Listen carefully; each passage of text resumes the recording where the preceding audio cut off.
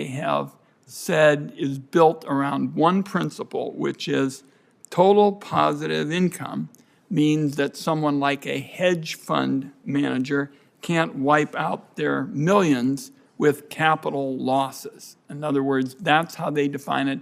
But Senator Blackburn has asked about this at a number of hearings. I think we all have a right to have this in writing, and we're going to insist on it, and then we'll all share it at that time. All right, next up will be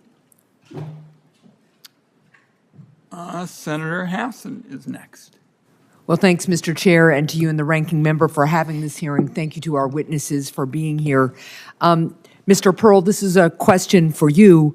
A large part of the tax gap, that is the difference between what people or businesses owe versus what's actually collected, comes from major corporations and multimillionaires avoiding taxes by underreporting their income, underpaying what they owe, or just not filing tax returns at all.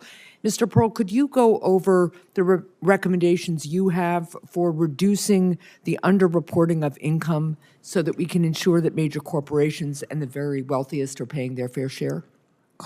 Well, yes, we believe that the Internal Revenue Service needs the funding to hire lawyers and experts who can deal with these things.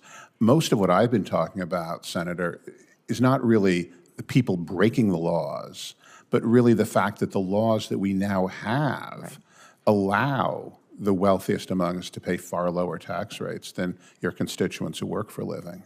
Right, and so just to follow up on that, when the tax laws allow major corporations or the highest earners in our economy to not pay taxes, what recommendations do you have for changing those laws? Well, what we're suggesting, along the lines of what the chairman proposed and the president, is changing the law so that economic income, whether it's income from wages or income from your stocks going up in the stock market, are all taxed the same way for the highest earners. And we don't even mean people who make $400,000 a year. Right. We mean people who make millions of dollars a year. Those people should pay taxes on the money they make that increases their wealth, regardless of what form that income takes. Thank you.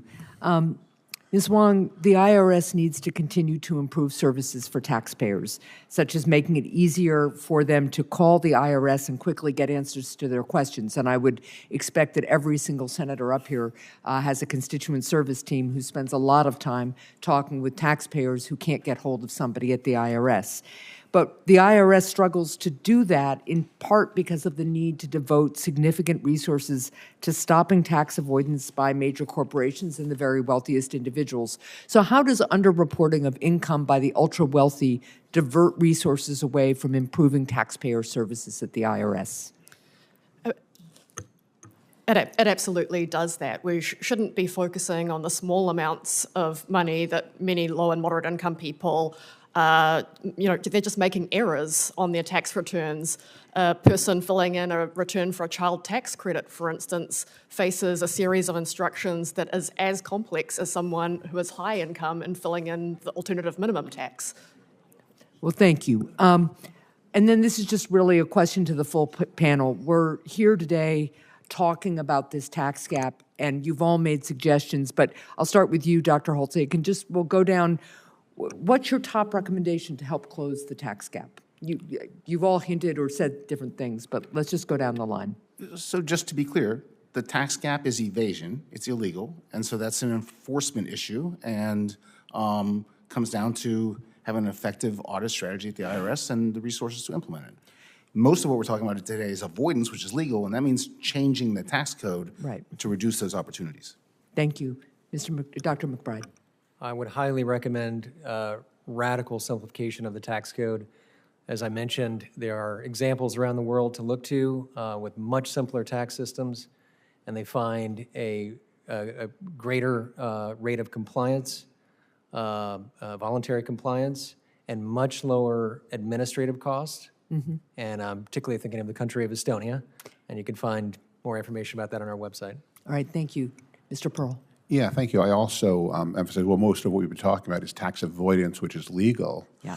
But if you're concerned about compliance, well, sure, if you lower the tax rates to 0, you'll get 100% compliance. But I don't think that will actually solve the real problem we're trying to solve, which is fairness in our country and funding to fund the government. Thank you, and Ms. Huang.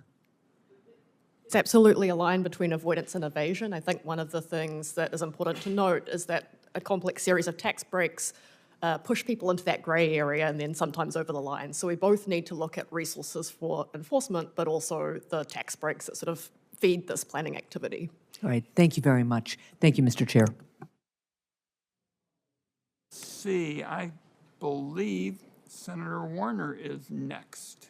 Thank you, Mr. Chairman. I appreciate you holding this hearing, and I know this is an issue that you and a lot of our colleagues are passionate about, and I want to work with you and others to get this a solution that works. I also want to